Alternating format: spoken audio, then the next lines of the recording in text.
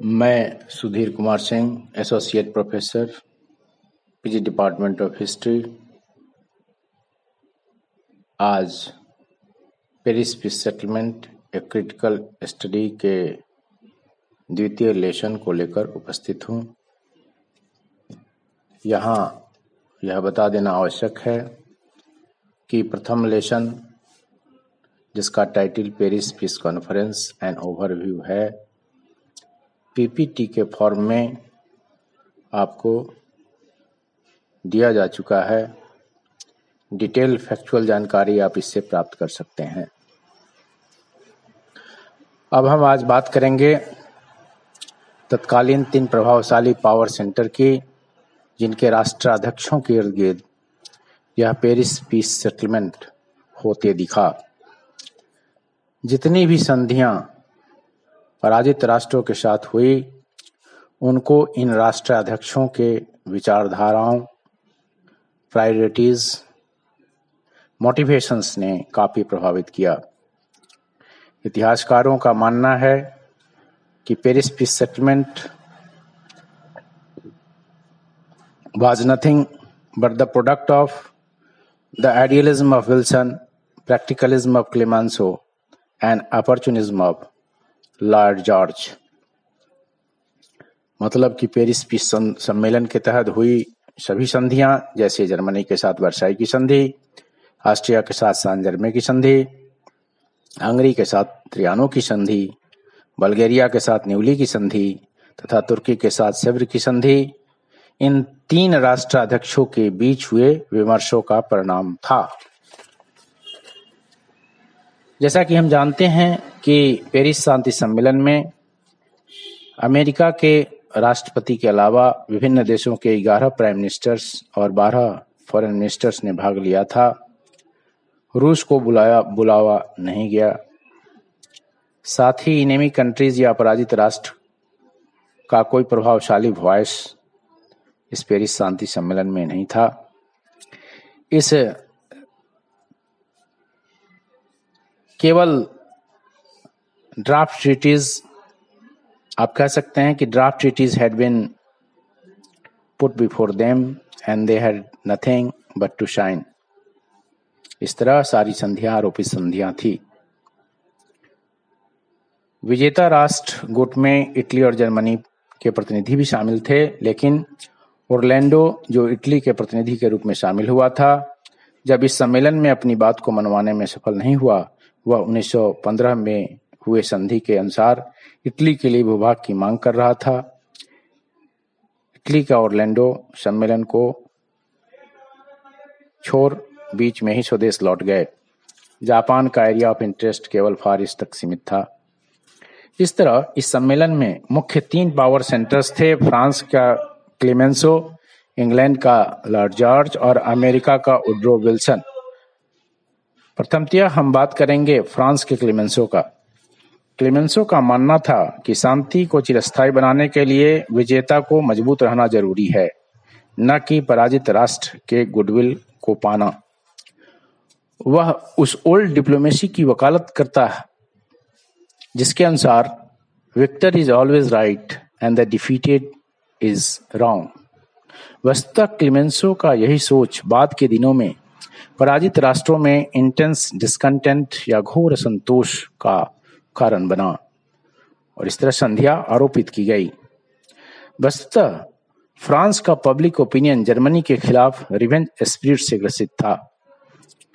इसका अपना ऐतिहासिक परिप्रेक्ष्य था।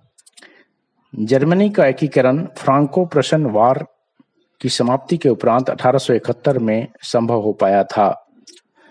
बिस्मार्क अपने ब्लड एंड आयरन पॉलिसी के तहत अंततः फ्रांस को शिकस्त देने में कामयाब रहा था और फ्रांस के साथ पेरिस में हुए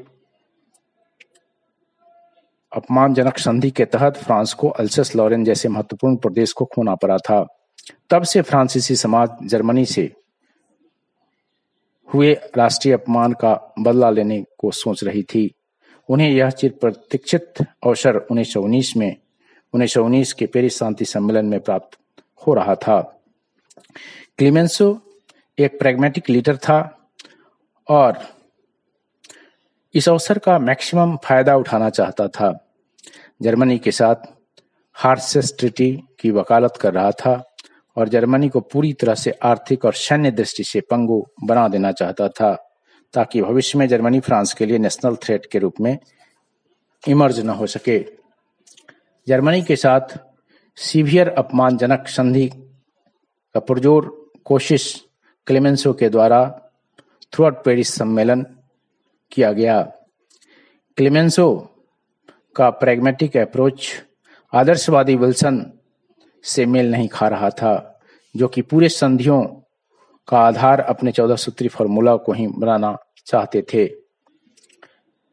अगर हम दूसरे power centre George Lloyd of Britain की करें तो George Lloyd less severe settlement का पक्षधर था। सीवियर सेटलमेंट हो लेकिन उसकी इंटेंसिटी लेस हो। वह क्लेमेंसो और आदर्शवादी विल्सन के बीच उपजे मतभेदों का फायदा उठाना चाहता था।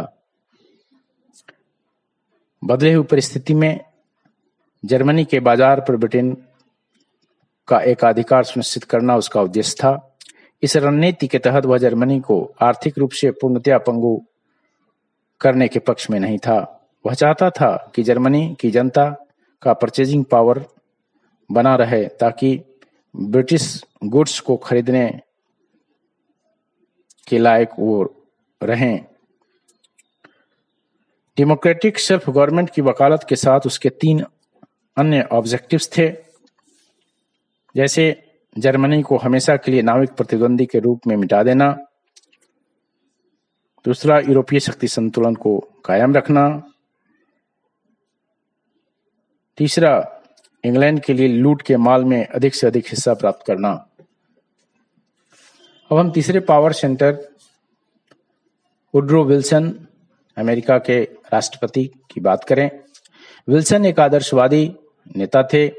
उनके विख्यात 14 सूत्री फॉर्मूला को सिद्धांततः सभी पक्ष मानने की वकालत करते दिखे।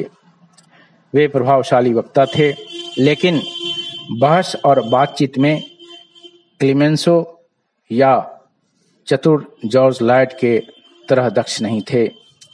पराजित राष्ट्रों के साथ लेनियन ट्रीटी के वे पक्षधर थे। उनके प्रयास से ही पराजित राष्ट्र जैसे जर्मनी के लिए जो रिपेरेशन अमाउंट तय हुआ, उसका आधार युद्ध में सिविलियंस को हुए क्षति तथा उनके संपत्ति को हुए नुकसान को बनाया गया, जबकि क्लेमेंसो हर्जाना के एवज में पूरे विश्व युद्ध में हुए नुकसान का आकलन कर उसकी भरपाई इन पराजित राष्ट्रों से करना चाहता था। विल्सन के अनुसार 14 सूत्री फॉर्मूला विश्व के लास्टिंग पीस के लिए आवश्यक था।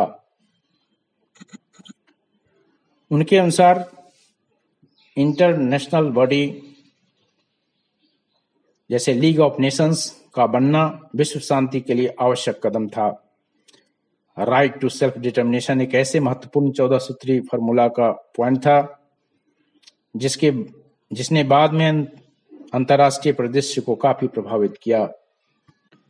वस्तुतः प्रत्येक राष्ट्र का प्रतिनिधि 14 पॉइंट्स का प्रयोग अपने देश को छोड़कर अन्य दूसरे देशों पर करना चाहते थे।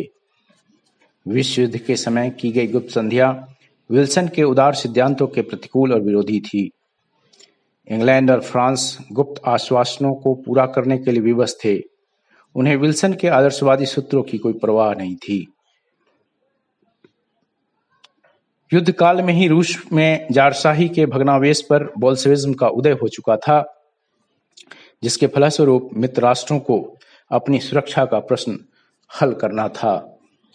इस तरह आज हम लोगों ने पेरिस पीस सेटलमेंट के कंटेक्स्ट में